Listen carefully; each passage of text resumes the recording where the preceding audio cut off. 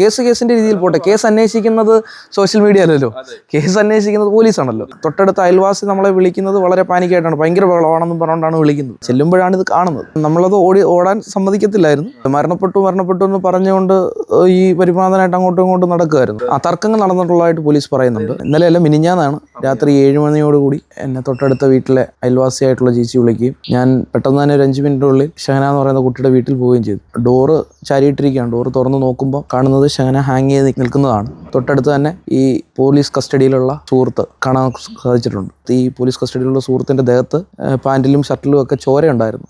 SHO വിവരം അറിയിച്ചതിൻ്റെ അടിസ്ഥാനത്തിൽ SHO പോലീസിനെ വിട്ടു. പിന്നീട് അവരുടെ നടപടി സ്വീകരിക്കുകയായിരുന്നു. അയാൾ പരിഭ്രാന്തനായിട്ട് നിൽക്കുമായിരുന്നു. സ്വാഭാവികമായിട്ടും നമ്മൾ പറഞ്ഞ് നിങ്ങളവിടെ ഇരിക്കുക എന്നുള്ളത് പറഞ്ഞ് അവരവിടെ ഇരുത്തുകയാണ് ചെയ്തത്.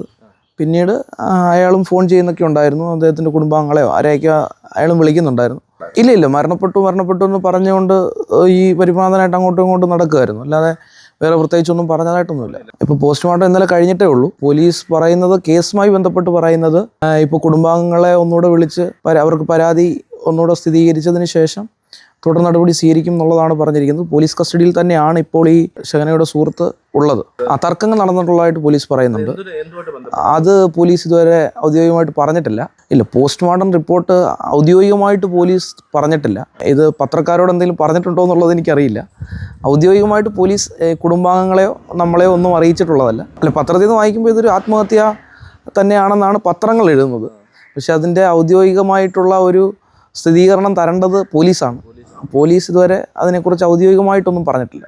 കുട്ടിയെക്കുറിച്ച് അറിയാം. ഷഹന നമുക്കറിയാവുന്ന കുടുംബമാണ്, നമുക്കറിയാവുന്ന കുട്ടിയാണ്. സോഷ്യൽ മീഡിയയിലൊക്കെ ഒരുപാട് ആരോപണങ്ങളൊക്കെ അങ്ങോട്ടും ഇങ്ങോട്ടും ശ്രദ്ധയിൽപ്പെട്ടിട്ടുണ്ടായിരുന്നു. ഞാൻ ഇങ്ങനെ ശ്രദ്ധിച്ചിട്ടില്ല, അതിങ്ങനെ കേൾക്കുന്നുണ്ട്. നല്ല രീതിയിൽ സൗഹൃദപരമായി പോകുന്ന ഒരു നാടാണ്.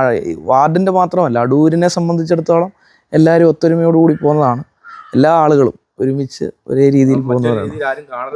ഉറപ്പായിട്ടും അതിനെ കാണരുത്. പിന്നെ പോലീസ് അന്വേഷിക്കുന്നുണ്ടല്ലോ, എല്ലാ കാര്യങ്ങളും പോലീസ് അന്വേഷിക്കുന്നുണ്ട്. പോലീസിനെ ഒന്നും ചെയ്യാൻ പറ്റില്ലല്ലോ. അതെ, അതിനകത്ത് എന്ത് ഫോറൻസിക് ആയാലും നമ്മുടെ പോസ്റ്റ്മോർട്ടം റിപ്പോർട്ടും ഫോറൻസിക് റിപ്പോർട്ടും എല്ലാം കിട്ടിക്കഴിയുമ്പോഴത്തേക്കിന് പോലീസിൻ്റെതായിട്ടുള്ള രീതി ഉണ്ടല്ലോ. ആ രീതിയിൽ അവരത്, കേരള പോലീസാണ്, വലിയ ഫോഴ്സാണ്, അവരത് കൈകാര്യം ചെയ്തോളൂ. അതെ, കേസിന്റെ രീതിയിൽ പോട്ടെ. കേസ് അന്വേഷിക്കുന്നത് സോഷ്യൽ മീഡിയ അല്ലല്ലോ, കേസ് അന്വേഷിക്കുന്നത് പോലീസാണല്ലോ. അപ്പോൾ പോലീസ് കേസ് അന്വേഷിക്കട്ടെ. പോലീസ് കേസ് അന്വേഷിച്ചതിന് ശേഷം പോലീസ് ഉചിതമായ നടപടികൾ സ്വീകരിക്കുന്നുണ്ട്. എല്ലാ കാര്യങ്ങളും അവരൊരു പഴുതടച്ച് എല്ലാ കാര്യങ്ങളും അവർ മുന്നോട്ട് കൊണ്ടുപോകുന്നുണ്ട്. SP ഡയറക്റ്റ് മേൽനോട്ടം ഉണ്ടെന്നാണ് മനസ്സിലാക്കാൻ കഴിയുന്നത്. ഉറപ്പായിട്ടും ഇത് മുന്നോട്ട് പോകുന്നുണ്ട്.